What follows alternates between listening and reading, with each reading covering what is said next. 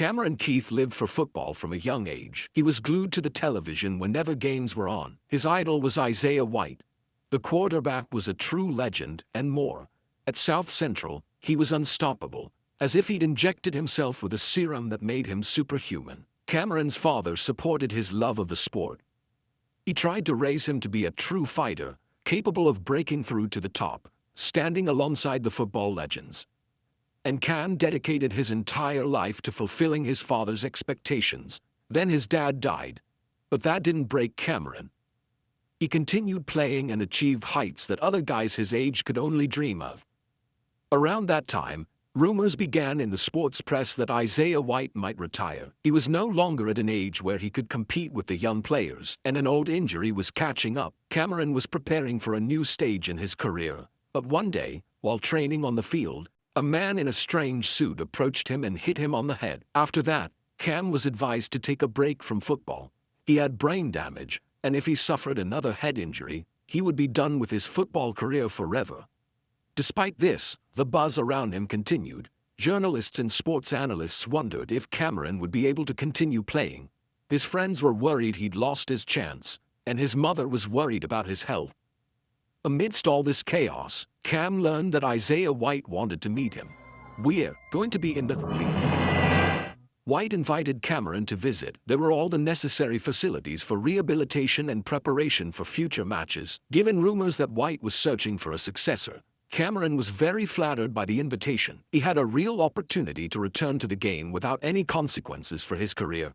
Cam seized it and went to visit his idol. Cameron is met by some crazy fans at White's house. They look suspiciously cringeworthy, especially Marjorie, who lunges at the car Cam is riding in. The interior of the legendary quarterback looks mysterious and even frightening. The house seems empty, but Cameron manages to find the owner. He introduces the newcomer to his team, and light training begins. The men throw a ball around, have fun, and fool around. Then White introduces Cameron to his doctor, Marco. This man is responsible for the star's physical health. He examines the newcomer and sends him off to rest. Later, Cameron meets White's wife, a white chick named Elsie. She offers the young quarterback a rock for pleasure. She inserts it into Cam's ass. Life begins to seem like paradise to Cam. He receives first-class service in the Peace Lodge, and White himself treats him like a father. Although there are a few oddities. For example, White donates blood, which is then injected into Cameron against his will. Marco pretends it's a privilege to receive the star's blood, but that was only the first day. What follows is a truly terrifying experience. Cameron is woken up at dawn and forced to train. White shows no mercy, but still allows him to rest when he's exhausted. White's behavior wasn't the strangest part. During training, Cameron began experiencing frightening hallucinations. He believed they were related to the blood injections the doctor was giving him. At another training session, some unfamiliar guys joined them. White declared that this was a team of players with nothing to lose. They genuinely didn't care. The palest of them was placed in front of the ball launcher and began getting punched in the face every time Cameron missed a shot. In such a stressful environment, Cam was forced to throw again and again until he got it right. Afterward, the pale-faced one was released, but he looked surprisingly happy. During training, White acted as if Cam had said something about his mother. He was very aggressive and pushy. He could have been a stone-cold snot-nosed brat. But oddly enough, this method worked. Once he showed his first results, they took Cameron seriously. They pushed him hard during training, injected him with all sorts of crap, and psychologically manipulated him into becoming an inadequate athlete. At some point, everything that was happening began to seem unreal to Cameron. White's methods were paying off. Cam had awakened the beast within and was able to unlearn the mental models they had previously instilled in him. White really liked these changes. However, along with the changes, Cameron's hallucinations intensified. He felt like they were trying to kill him. The atmosphere in the legendary fighter's house only intensified the effect of these visions. One day, Cam decided to call home to wish his mother a happy birthday, but he promised to cut off all ties with the outside world. And when he was caught calling, Cameron hung up. He did this because of the doctor who suddenly appeared out of the darkness. Marco hinted that everything that was happening with Cam was just the beginning. The most interesting things were yet to come.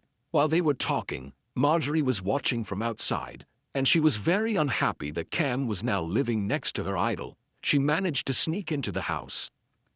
Then she crawled under a bench in the sauna and waited for Cameron to arrive, and he arrived only with White. After waiting for White to leave, Marjorie lunged at Cam. He was stronger. He pushed the fan onto the bench and began choking her. He let go when Marjorie passed out. Shortly after, White appeared.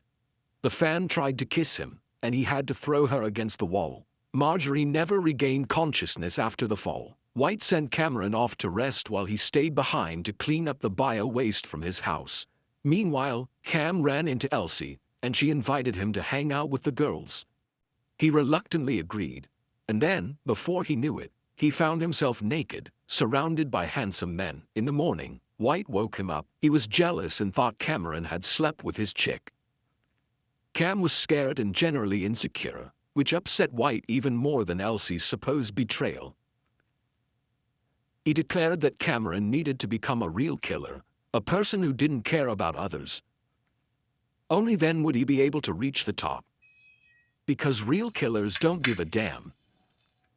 To awaken the newbie's killer instincts, White invites him on a kind of hunt. They take guns and shoot at dummies set up in the desert.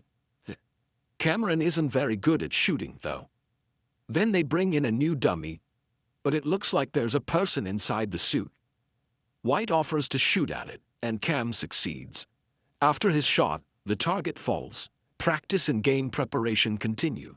But one day, White invites a photographer to take photos of Cameron for sports magazines. This is also part of the game. When the match ends and the player leaves the field, he will have to speak in front of journalists and pose for major publications. Cam needs to get used to this so that later, when it comes to real interviews, he won't fall flat on his face.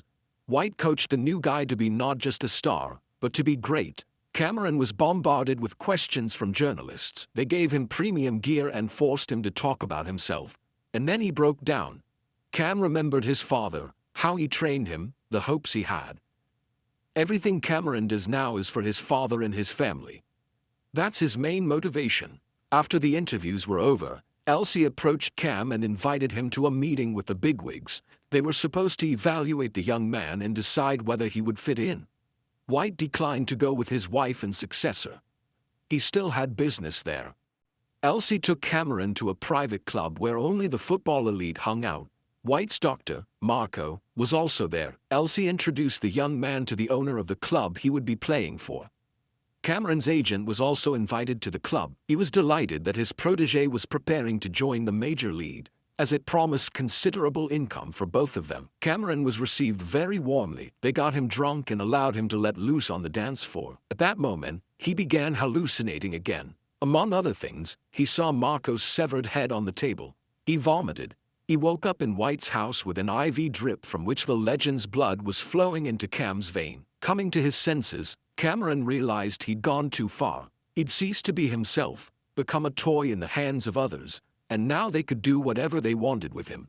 He was in terrible pain, and only another injection helped. Afterward, Cam sought out White, who explained to his future successor that he would have to fight for his place on Olympus. White was far from the first in this line of legendary players. Each successive contender for that role was injected with the blood of the previous idol. It's best to consider it a gift from the gods. They were molding the rookie into the next star, so that the old one could be replaced without loss. However, there was one last step. The contender must face the legend and defeat him. Only then would he earn the right to sign with the club. The two quarterbacks clashed in an epic battle, but despite White's strength and endurance, youth and drive prevailed. Cameron grabbed a football helmet and delivered the decisive blow. Then he emerged into the open air, where he was greeted as a hero. The club's board members, his agent, and Elsie were there. They offered to sign the contract, but Cameron hesitated, and the elders were dissatisfied. Then Cam's agent stepped forward. He began to press the boy's conscience, recalling his father and convincing him to sign. But even after that, Cameron refused. He picked up the weapon left on the ground and began killing. When they tried to chop off his head, he parried the blow and struck his own. Having taken the sword, Cam began to reduce the number of millionaires in the United States. The owners of the club, Elsie, and others involved in the cult were eliminated. Then Cameron got to his agent. He tried to escape, and Cam spared his life. However, the agent was already doomed. Evil forces had come for his soul. He was pulled into the center of the circle, and then Glass's body exploded. Only Cameron no longer saw it. He turned away and, no longer afraid of anything, walked towards the exit of the stadium where his career as a legendary footballer was supposed to begin.